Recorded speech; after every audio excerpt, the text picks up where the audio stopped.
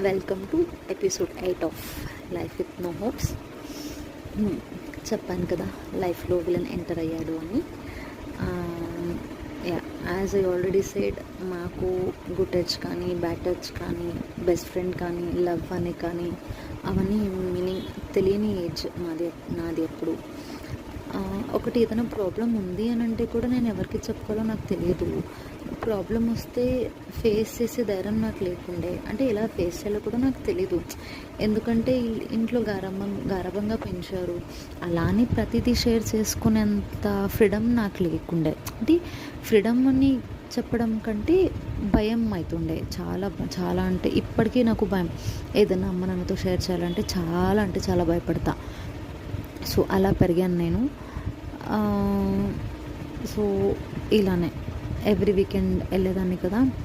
వెళ్ళినప్పుడు I think నేను seventh standard అనుకుంటా.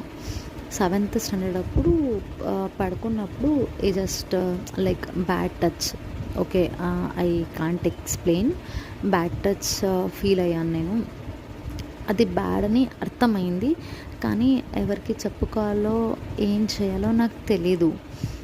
సో పడుకున్నప్పుడు అలా టచ్ చేయగానే నేను ఇలా షేక్ అయిపోయా.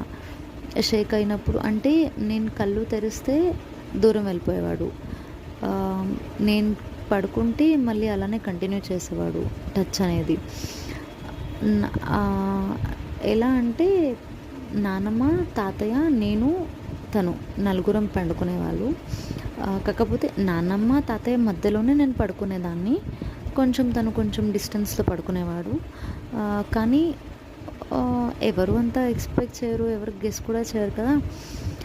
సో సడన్గా అలా వచ్చి టచ్ చేసేసరికి నాకు అర్థం కాలే ఏం జరుగుతుంది నా లైఫ్లో.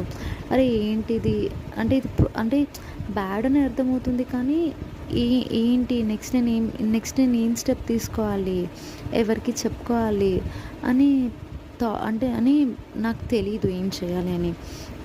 ఆ రోజు మార్నింగ్ లేచాను. నెక్స్ట్ డే నాకు అతనితో మాట్లాడాలో లేదో కూడా అర్థం అవ్వట్లేదు నాకు.